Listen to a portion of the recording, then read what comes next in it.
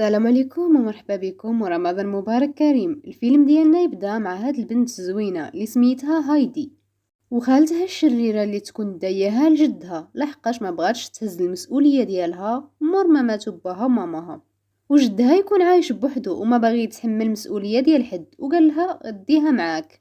ما بغيتهاش، ولكن خالتها خلاتها له تما ومشات، وهايدي مسكينه بقات تدور في عويناتها. ومن شافت راسها صغيرة وفقيرة وما عندها لا حبيب ولا قريب ولا غريب، قررت باش تدخل تنعس في الكوري ديال المعيز. وفي النهار الثاني باش جدها يتهنى بها داها ومشى للكنيسة باش يدبروا ليها على شي دار ايتام ولا شي حد يتبناها. ولكن خونا قال له قبل ما نلقاو لها شي بلاصه خاصك تديها معاك هاد الايامات، وبالسيف عليه ردها معاه للدار. وهنا هايدي قالت له جدي واش نقدر نعس في شي بلاصه في الدار من غير الكوري ديال المعيز؟ قال ليها نعسي في اي بلاصه عجباتك. وبقات كتدبر في الدار حتى لقات واحد البيت الفوقاني عامر بالتبن وعجبها الحال وبدات كتمرمد تما. ومع مرور الايام جدها لقى راسو بلا ما يحس تولفها وتعلق بيها، حيتاش كل ما تفيق من الناس تقوله صباح الخير يا جدي، ومع واحد الضحكه زوينه. وكانت تعاونو باش يربي الحيوانات اللي عنده، وفي الوقت اللي الناس كيقولوا عليه واحد عصبي وما يتعاشرش، هي ما تيقتهمش ومشات تجري عنده وعنقاتو وعلماتو كيفاش يضحك وغيرت له الحياة ديالو للأحسن، لدرجة أنه قرر باش تعيش معاه وما يديهاش للكنيسة. أما بالنسبة لهايدي كانت فرحانة بزاف وهي معاه، وفرحانة بالمناظر والطبيعة خصوصا الجبال. وتعرفت على واحد الولد سميتو بيتر، وولاو صحاب هي وياه وفوتوا وقت زوين مع بعضياتهم.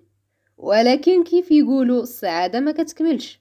خالت هايدي اللفعة جات عاوتاني وداتها معاها، ولكن كون دارت هاد الشي زعما حيتاش قلبها حن وبقات فيها، لا الشريرة داتها باش تبيعها لواحد العائلة لاباس عليهم، حيت بنتهم الصغيرة اللي سميتها كلارا مشلولة وقاعدة في كرسي متحرك، وبغاو يجيبوا لها شي صاحبة باش تونسها وما تبقاش بوحدها. غادي تقولوا لي واش جدها خلاها تمشي؟ لا، بطبيعه الحال ما بغاش، وحيت هي الفعه وشريره مشات عند هايدي من ورا ظهرو وقالت لها باللي جدك راه خلاك تمشي، وباش تثبتها اكثر قالت لها باللي تقدري تولي في اي وقت بغيتي. جدها ملي ساق الخبر مشى كيجري باش يريضها، ولكن لقاهم مشاو وفات الفوت. وبما انه هايدي عاشت حياه بسيطه وما قارياش، من مشات عند دوك الناس اللي لاباس عليهم بان عليها هادشي، كانت كتهضر وكتضحك بصوت مجهد، واللباس ديالها وشعرها موسخ، وتشد الطبسي ديال الشوربه وكتشربو بلا ما تستعمل المعلقه. وهنا امينه اللي خدامه عند ديك العائله بدات كتعلمها كيفاش تاكل، وخلات الخدامات يدوشوا لها ويلبسوها، وجابت لها واحد المعلم خاص باش يعلمها القرايه والكتابه، وبلا القوانين اللي خصها تطبقهم، بحال ممنوع عليها تضحك بصوت عالي وما تلعبش في الدار وتنعس وتفيق في الوقت المحدد. واخا هايدي كانت مخنوقه من هاد الشي كامل، شدت اعصابها وصبرت غير على قبل كلارا حيتاش كانت ظريفه معها وكتعملها مزيان، وعرفت باللي هي جلست على هاد الكرسي المتحرك من مور ما ماماها ماتت، لحقاش جاتها حاله نفسيه وتصدمات. ومن داك الوقت بقات بوحدها، وحتى باباها كيسافر بزاف مع الخدمه ويخليها. وتخيلوا هادشي كامل كملت حياتها مع ديك امينه. المهم في واحد النهار هايدي توحشت المنظر ديال الجبال والطبيعه، ومشات دات كلارا معاها وخرجوا للشارع، ومشات لاعلى برج في المدينه باش تشوف زعما المناظر ديال الجبال. ولكن للاسف ما قدرت تشوف لا جبال لا والو، وما تهناتش بديك الخرجه، حيتاش الشريره امينه شدتها وعاقبتها باش ما تاكلش معاهم وتبقى واقفه وهي مدوره وجهها للحيط. وبطبيعة الحال مور هادشي هايدي ما قدرتش تصبر وبغات تهرب من الدار، ولكن في اخر لحظة شافتها امينة وردتها، وكلارا بقات كتبكي حيتاش تولفتها. وقررت هايدي باش تبقى معاهم وما تمشيش حتى لواحد النهار باباين كلارا وجدتها يجيو للدار، وهاد جدتها تكون ظريفة بزاف عسل وصافي، لدرجة قدرت تخلي هايدي تتعلم القراية والكتابة احسن من المعلم كاع. وباباين كلارا فاش شاف هايدي ظريفة وذكية قرر باش تبقى عايشة معاهم ديما. وهايدي غير سمعت ديك كلمة ديما حالتها النفسية ولات كتر من الاول، حست براسها محبوسة ومخنوقة. ومن باباين كلارا شاف بلي حالة هايدي كتسوء مع الوقت بقات فيه، وقرر أخيرا يخليها ترجع عند جدها. وطبعا هاد الشي أثر على كلارا وبقى فيها الحال، وما بغاتش حتى تسلم على هايدي وهي غادية.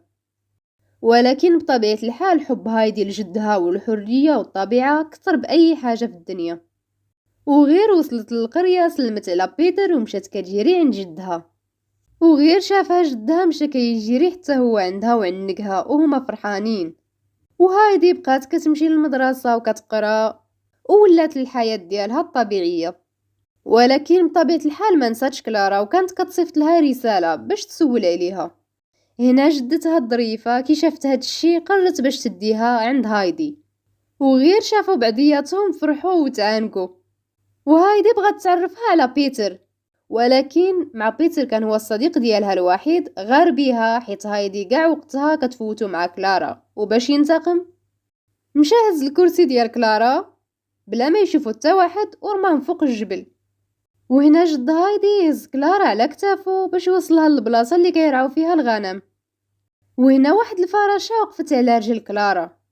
كلارا حست بيها، وفاش هايدي وبيتر شافوها مشاو كيجريو لعندها وعاونوها باش تبدا تقدر تمشى. واصلا داكشي اللي صرالها كان بسبب الحاله النفسيه اللي جاتها مور ما ماتت ماماها. وبطبيعه الحال من هايدي خلاتها تعيش معاها وخرجتها من الوحده والاكتئاب ولات تقدر تمشى. وفي التالي من باباين كلارا جا باش يديها ما تيقش راسو كي شاف كلارا واقفه على رجليها وعنقها وهو كيبكي. وحتى جدتها فرحات بزاف. وهنا كل شي ودعوا بعضياتهم واتفقوا باش ما تكونش هذه اخر مره غادي يتلاقاو ويبقاو يتلاقاو من الصيف للصيف. ونهايه القصه. نتمنى تكون عجبتكم القصه وشكرا على المشاهده، وتسناوني في فيديو جديد ان شاء الله.